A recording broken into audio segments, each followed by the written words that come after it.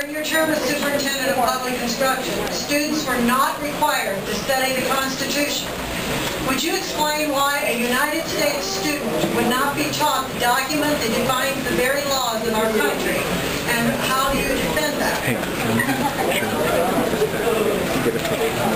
Well, thank you for that question. I'm the one that has actually required that they start to teach them the Constitution. When I ran for office in 2002, the teaching of history in our schools had fallen to such a low place that our high school students were not learning, in fact, about the Constitution, about the Declaration of Independence, about the Founding Fathers, about the ideas on which our country was based, because under the standards as they existed, the last time they learned those things was in the 7th grade when they were 13 years old. And under those standards in world history, the last time they learned about the Greco-Roman basis for Western civilization was in the 6th grade when they were 12 years old. And I promised in 2002 that I would deal with that.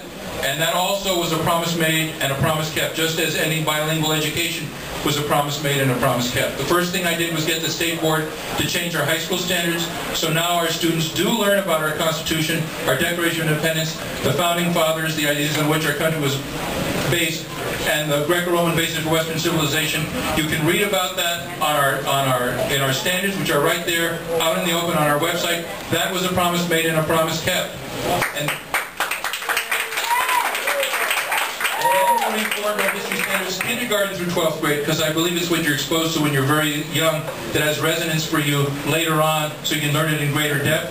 And we got content-rich standards after a 2-year fight, and the chief historian for the History Channel held a press conference, and she said she'd read the history standards of all 50 states, and Arizona was head and shoulders above the other 49 states, something I'm very proud of.